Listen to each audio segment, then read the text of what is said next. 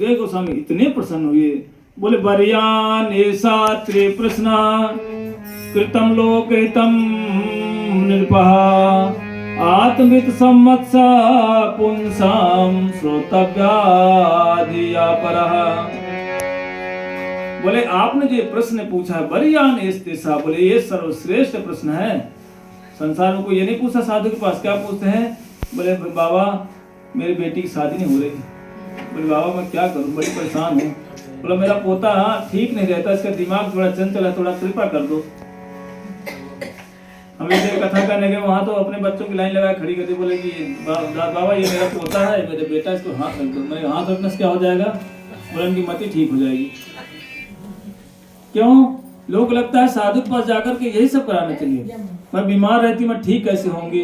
अरे भैया बुढ़ापा है तो बीमारी तो आएगी। अब उसमें बाबा क्या करेगा? इसीलिए कहते हैं कि ये वर्यान ते प्रश्न, कहते हैं मरने वालों को क्या करना चाहिए। बोले सुखदेव गोस्वामी बताया, बोले देखो एक ही मात्र उपाय है कि इस शरीर से भगवान की सेवा करे। वो कैसे करे? बोले जिसके कान में भगवान की कथा नहीं जाती, बोले उसके कान नहीं है। तो बोले क्या है? बोले बिले बतोर क्रमाना ये ना श्रवणता कर्णपुटे नरस्य। बोले जिसके कान में भगवान की कथा नहीं जाती वो कान नहीं है, क्या है? बिल के समान। अब बिल में कौन रहता है? सांप बिच्छू रहते हैं। अब कहोगे हमारे कान तो भैया बिल नहीं है, तो कान है। ये विष कैसे है? जब हम संसार की वार्ताएं सुनते हैं, निंदा बुराई, मेरी सास ऐसी है, सास कहती मेरी बहू ऐसी है, ये क्या है? बोले पड़ोसी ठीक नहीं है, सोसाइटी वाला ठीक नहीं है, बगल वाला गंदा आदमी है। इन बातों को सुनकर जब हमारे कान में बात जाती है, बोले यही तो विष है। और जहां पर कथाएं होंगी, बोले समय नहीं है, कौन जाएगा वहां? संसार की निंदा बुराई करने के लिए समय है, लेकिन भगवान की कथाएं हो रही वहां पर समय नहीं है। ये बिले बतोरुक्रम विक्रमाना ये ना श्रवणता कर्णपुटे नरस्य। बोले जीवा असतिदार दूरीव के, बोले जिसकी जीभ में भगवान का नाम नहीं होता, बोले जीभ नहीं है तो बोले क्या है? बोले मेढक के जैसी जीभ है। मेढक कैसे बोलती है? टर टर टर टर टर टर। बोले मेढक क्यों बोलती है? बोले मेढक आषाढ़ सावन में इसलिए बोलती है, कहती हे सांप मामा आप कहाँ हो, आओ और हमको खा जाओ, निगल जाओ। ऐसी मनुष्य जो जीवन अपनी जीवा से निंदा बुराई करता है भगवान का, लेकिन भजन नहीं करता, कहते काल ब्याल मुख ग्रास त्रास निर्णास हेतवे।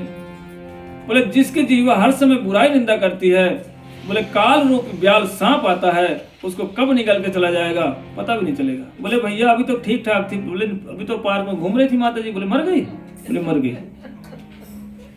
कैसे मर गई? बोले भैया गई सोफे में बैठी, बस टिक गई और चली गई। क्यों चली गई? क्योंकि अभी सोसाइटी के बाहर पार्क में घूम के क्या करे थी? निंदा बुराई लगी पड़ी थी। परिक्रमा पार्क में जाएंगे, बैठे रहेंगे, वहां भी शुरू हो जाएंगे एक दूसरे के। एक बार भी कोई नहीं कहेगा भाई भगवान का नाम करो। गेट के पास पार्क के पहुंचेगी, बेंच से बैठ जाएंगे, बस शुरू जाएंगे। बोले जो वो फ्लैट दी गई वो ठीक नहीं है, यही निंदा। बोले वो उसकी जीवा नहीं है। बोले जीव कैसी उसकी? बोले मेढकी के समान है, टर टर करती है। बोले वो कौन है? बोले पशु के समान है जो व्यक्ति भगवान का भजन नहीं करता। स्वाबिड बरा उष्ट खरई संसुता पुरुषा पशु नायत कर्ण पटोपेतम जातुनाम गदाग्रजः। बोले 4 प्रकार के उनको पशु बताया गया है जो भगवान का भजन नहीं करता। ये थोड़ा सा आपको सुनने बड़ा अटपटा लग रहा होगा, पर हम क्या करें, भागवतम में ऐसे ही लिखा हुआ है, हमारी गलती नहीं इसमें। भाई सच्चाई बात है, जो भागवतम लिखा वही बोल रहा हूँ मैं, इसलिए श्लोक बोल रहा हूँ कि आप लोग कोई कोर्ट नहीं कर सकते, कोई मेरे पर केस दायर नहीं कर सकते। नहीं महाराज जी ने ऐसा क्यों बोला हमको। नहीं आप सुनाओ, बड़ा अच्छा लग रहा है। सच्चाई चालू है। क्योंकि मैं इसलिए ग्रंथ के श्लोक बोल लेता हूँ कि कोई ये ना कहे कि भाई हमको गधा बोल दिया, हमको तो कुत्ता बोल दिया। स्वाबिड बरा उष्ट खरई संसुता पुरुषा पशु। शास्त्र बोलते जो भगवान का भजन नहीं करता वो 4 प्रकार के पशु हैं। बोले स्व मतलब होता है कुत्ता, बिड मतलब सुअर, उष्ट मतलब ऊंट, खर मतलब गधा।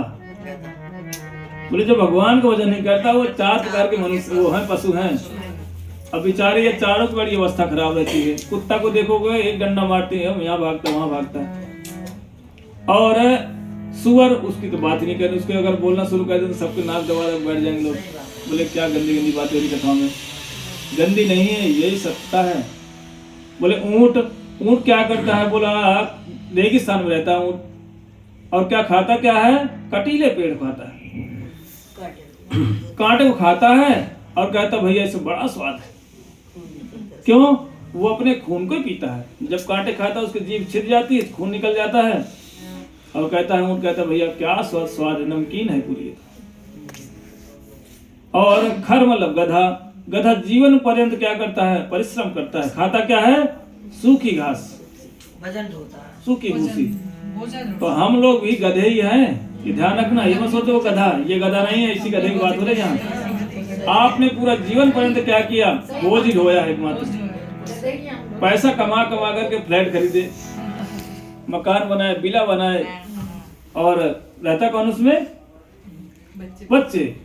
और आपको क्या खाने को क्या मिलता है, दांत नहीं रहे, दलिया कितनी दलिया मिल रही है। अब कैसी अवस्था हो गई। अब हमारी कैसी अवस्था है, उस गधे के जैसी है। मेहनत हम कर रहे हैं और खाने क्या मिलता है, खिचड़ी दलिया। और बड़े बड़े माल को कौन खा रहा है, पनीर, बोले घर वाले खा रहे, बच्चे खा रहे। तो हम क्या हुए, गधे हुए। काम हम धोबी, जैसे वो गधा धोबी के लिए काम करता है। धोबी क्या करता है, आराम सोता है फैल करके। गधा के बेचारे को 2 डंडा मारता है धोबिया जाकर, वो रोड में घूमता रहता है घर। काम की बारी है फिर पकड़ा। जैसे कौन सी माता सुना रही थी भी कि वो बोलता है पोता कि अरे बाहर मत निकलना, रोज बोल रहे थे ना कि हमारे दोस्त आ रहे हैं, तुम मुंह में दांत नहीं है, लोग देखेंगे मेरी बड़ी बदनामी हो जाएगी। यही अवस्था है हमारी। कहते भैया आज कुछ है मीटिंग है, सोसाइटी के बड़े बड़े लोग आ रहे हैं, बोले बूढ़े माता बोले तुम कमरे में बैठे रहना, बाहर नहीं निकलना। ऐसी अवस्था है। इसलिए हम क्या हैं, और जो कुछ कमियां होती हैं तो बच्चे क्या करते हैं, हजारों बातें सुनाते हैं आगे माताओं को। क्यों? बोले चुप रहा करो, हंस बोलती रहती माता। क्यों? अब उसको बुरा लगता है। तो हम कैसे हैं, बोले गधे के जैसे ही हैं। बोले श्रीमद् भागवत महापुराण की जय। बोले भैया गधे की कथा कहाँ से बीच में आ गई। कहते हैं कि प्रहलाद है, उन्होंने तुरंत एक और प्रश्न पूछा। बोला प्रभु ये बताओ ये सृष्टि कैसे हुई। बोले सृष्टि के कारण बताने लगे। बोले सबसे पहले भगवान नारायण के नाभि से कमल निकला। किसके? नारायण के। ये भी ध्यान से सुनना। भगवान नारायण के नाभि से कमल निकला, उस कमल के ऊपर ब्रह्मा जी प्रकट हुए और भगवान क्या बोले, सृष्टि करो। और जैसे सृष्टि के लिए बोले, ब्रह्मा जी ने देखा, बोला चलो सृष्टि करते हैं। क्योंकि पिता के, ब्रह्मा के पिता कौन है?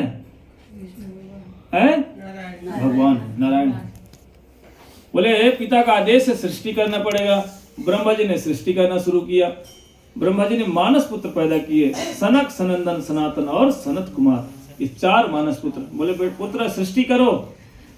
मानस पुत्र बोले पिताजी हमारी तो इच्छा है कि हम भगवान का भजन करें, तुम्हें सृष्टि की लगी पड़ी है।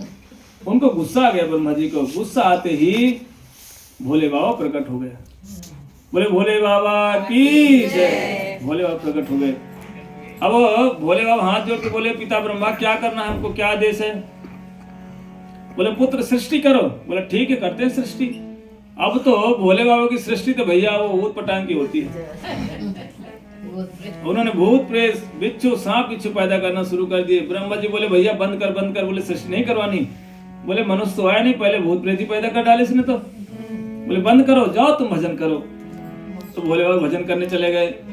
बोले अब ब्रह्मा जी ने विचार किया कि अब क्या करूं। उन्होंने 10 पुत्र पैदा किए। अत्रि, पुलस्त, पुलहा, अंगिरा, भृगु, नारद, कृतु इत्यादि 10 पुत्रों को पैदा कर दिया। अब 10 को विचार करने लगी। 10 से बोले सृष्टि करो। बोले भैया, बोले पिताजी हम सृष्टि कैसे करें। बोले हमारा तो विवाह नहीं हुआ। तो बोले चलो भाई ये भी मामला गड़बड़ करे, तुम चुपचाप बैठे रहो। फिर वे अपने शरीर से एक ऋषि का उत्पत्ति किए, कर्दम ऋषि। जब देखने लगे कि कर्दम ऋषि तो आ गए लेकिन अभी भी कुछ नहीं है, तब एक अंग से, एक हाथ से मनु महाराज और एक अंग से शतरूपा जी को जन्म दिया। स्वयंभू मनु अरु शतरूपा जिनसे भई नर सृष्टि अनुपा। यहाँ से सृष्टि शुरू हुई। लोग संसार में कहते हैं, प्राय प्राय बोलते हैं, कहते हैं भैया पहले हमारे पूर्वज क्या थे? बंदर थे। बोलते हैं ना, आदि मानव। साइंस बोलता है ऐसा, लोग साइंस पढ़ के भी लोग बोलते हैं, कहते पहले हम क्या थे? बंदर थे, बंदर की संतानें हैं।